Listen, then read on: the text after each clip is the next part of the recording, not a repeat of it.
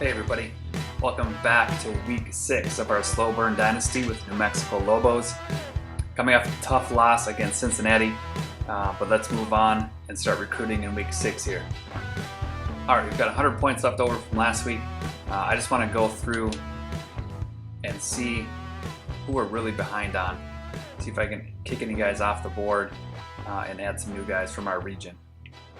So Kennard Carey is dropping pretty fast at 455 a week. We do have a scholarship and a visit with him, but I think 1,500 is too much to come back on. He's a 60 overall. I'm going to remove him from the board. Marcus Gray is not dropping by too much. We do have a visit scheduled, no scholarship on him. I think I'm going to remove him from the board because we've got Dwayne Smith, who we continue to gain on, and it's the same kind of skill set. So I'm going to let Marcus Gray go. Michael Sisk is a difficult decision for me right now. We're only gaining 10 on him. We're in second place behind ULM. We've got a visit. We got a scholarship on him. And I'm still debating on whether we ride this out all the way through the season. It's going to take that long. And looking at UTSA and Texas State, they have later visits than us, but I think they'll be out of it by then. So we're really just battling ULM. And so I'm just trying to decide if Michael Sisk at 67 as a freshman, I mean, he's the best offensive lineman we have on the board. I'm going to continue to ride it out with him. Jake Miles, we just added to the board last week, I believe, or a few weeks ago. Continue to climb on him. 64 overall, got decent skills. Wide receiver is a need of ours. So I'm going to put the 100 that we have left over, I'm going to put that on to Jake Miles. Daryl Jenkins, JUCO running back, 69 overall. Running back's not a need of ours. And a junior college guy right now, just not as enticing as I thought he would be. I'm going to remove Daryl from the board. I think everybody else that we are behind on, we are continuing to gain. Peter Hurd, we just added last week. John Stewart continues to climb. Daniel Clark continues to climb. Brandon Williams. Yes, we're gaining on these guys. And so they'll all stay on the board. So with those 3 guys removed, we do have 3 open spots. So we're going to see if we can find 3 guys from our region, again, that are 65 or lower. All right, so after doing a bit of searching, I found Michael McCauley, 5'11", 237, defensive end out of Texas. Speed's not that great. He may end up moving inside to D-tackle, I'm not sure. But acceleration's okay. Finesse and block shedding are good. Tackling is good. So just good enough to maybe earn a spot, develop, hopefully. A little bit undersized, but we'll take a shot on him. Next, we have Matt McCullum, a 6'2", 194 cornerback out of Texas. We're going to have decent speed and acceleration, good man coverage, good press. So I'd be excited to add him to our squad. All right, and last I found Jerome Pierce, a 6'4", 230 outside linebacker out of Laverne, California. He's going to have great speed and acceleration. I think as I was looking through the recruits, I think he was at like a 4.46 or something, which is great. We need speed on defense. I'm just hoping, tackling, play rec can kind of go up a little bit. But either way, he's got the speed. He can develop. And then when he's a junior and senior, he's going to be pretty good for us. All right, just a couple of things to tie up here. Corey Gray, we did get in the lead with him. We need to get him a scholarship. Andrew Lewis, we got in the lead with him. So we need to offer him a scholarship. Nick Anderson, we keep climbing here. I'll wait to offer him a scholarship until next week. Jake Miles looks like he needs a few more points. I'm going to pull some from Nick Anderson and Andrew Lewis, just so we can keep moving up faster with him. David Davis continues to make good ground. Ben Barnes we're in the lead for, so we're going to offer him a scholarship.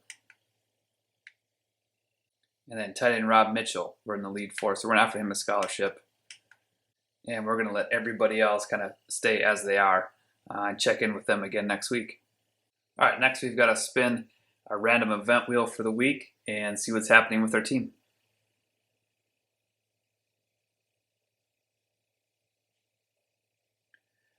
All right, so the first one we spin is slippery, so we get +3 to speed, agility, acceleration, spin, juke, elusiveness, probably to one of our running backs, so that's going to help us out. Next, we have our QB1 is injured. So we will be without Lewis Wheatley, and that means that junior Nate Wilson will take over the reins for the first time under the Episelva Voitot reign. So we get a great addition with +3 to our running back. I think we're going to put that on Kroll. But then we lose Lewis Wheatley for probably the toughest game we're going to play this season. So hopefully Nate Wilson's up to the task. All right, now that the events are done, let's start scouting Alabama. All right, Alabama's head coach is Travis Williams. That means that Nick Saban has probably retired. They're going to run the Auburn offense, so very similar to ours, although we have a couple of things added in that Auburn does not have. They're going to run the ball more.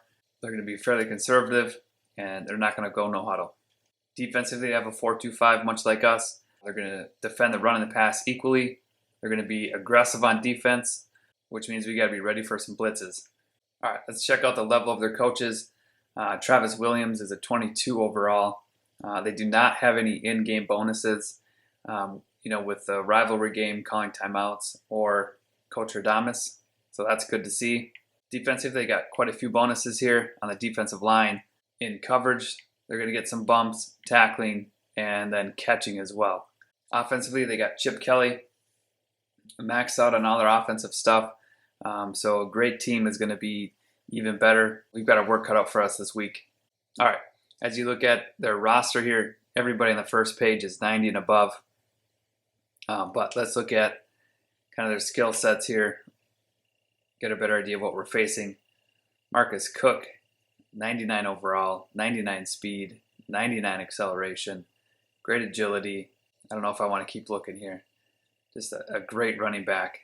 We're going to have to play really well to stop him. Michael Holt at wide receiver, 95 overall, redshirt junior, great speed and acceleration. Catching is good, phenomenal. Route running is way up there. He can release, so we're not going to really jam him. He's going to be a problem. Here we go. We finally get a fullback up here.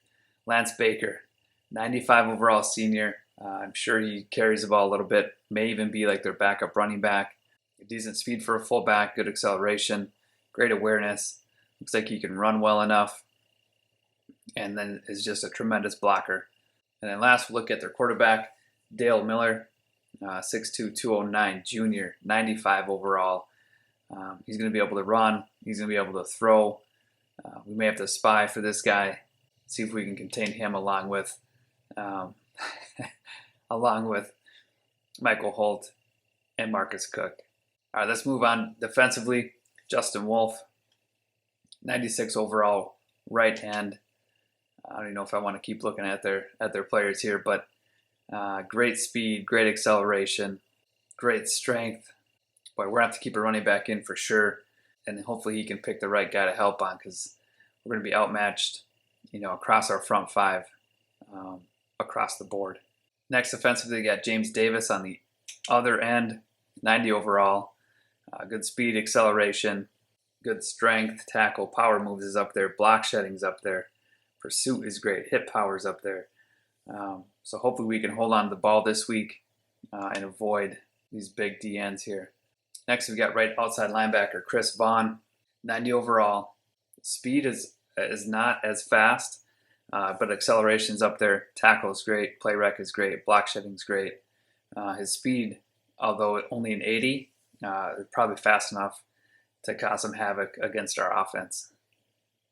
He can also cover in zone and man as well. Again, here's his hit power at 94. So ball control was a little bit of an issue for us last week with Kroll. Hopefully he can withstand some of these big hits that these guys may dish out. Next, we've got Chris Thornton, 90 overall, middle linebacker, junior. Decent speed, acceleration's good. You can tackle. Awareness is low. I'm not sure what that affects, though. I haven't figured that out quite yet. So if anybody knows, drop it in the comments, please. Block shedding's up there. Pursuit is up there. You can cover. Hit power is 92. So we may have to switch our strategy to cover the ball, not be aggressive on big runs, although we were just balanced, but we'll have to put that on conservative. All right, real quick, let's see if they have any weaknesses that we could maybe exploit. I'm guessing they outmatch us at every position, but let's see. Quarterback we talked about. Running back, they're stacked. Fullback, wide receivers are good. Heck, they even got their backup quarterback back there. Tight ends 92 and 82. Left guard at 79, senior. Looks like the weakest spot in their offensive line. Right guard's a 73. Okay, so we may have something here to see if we can get Dustin Bowling matched up with him. Or again, if they double Dustin Bowling, maybe Swain can take advantage of that. And 84 right tackle. So their guards, again, are the weakest spots. It remains to be seen if that's something we can really take advantage of. Again, defensively, their ends look good. The tackle is solid. Got a great freshman up there as well. Left outside linebacker, a freshman. So they do have some young guys that we could possibly target, although that 81 is probably better than most of our linemen. There's Chris Thornton and Chris Vaughn with him. So left outside linebacker, weakness. I don't know if I call it a weakness. Defensive backfield looks solid. Again, you may say 83 is their weak spot, but that's, I think, equal with our best wide receiver. They throw in a free safety back there and then some young cornerbacks. Wow. Free safety looks good. They're in that 4-2-5 too, so Mark Brown will be on the field quite a bit. Kicker's only a 73, so hopefully we can hold them some field goal attempts. We'll see. And their long snapper is Dylan Wilson. All right, no injuries for Alabama. We've got Adam Williams questionable this week again. I think this is the third straight week. But Jay Dukes is out 2 more weeks. And I didn't realize that Kelly Smith, our right guard, was out 11 weeks. So we got to kind of figure out who his backup is, who we want to have backing up there. All right, so game plan wise, play action, I'm hesitant to play action unless we really establish the run. I think we're really outmatched by their defensive front. Pretty simple. We don't have the advantage in any area of the game. We're going to have to 6-man protect. Defensively, it'll probably be a lot of zone coverage. We may have to mix in some man just to hopefully keep them on their toes. Blitzing, I'm not sure how comfortable I am blitzing. We'll maybe have to pick our spots there. Run advantages to them, obviously, and then pass advantages to them as well. So we've really got our work cut out for us. Be sure to catch the next episode as we take on Alabama, the number 3 team in the nation. And that's going to do it for recruiting and scouting. Thanks for watching, everyone.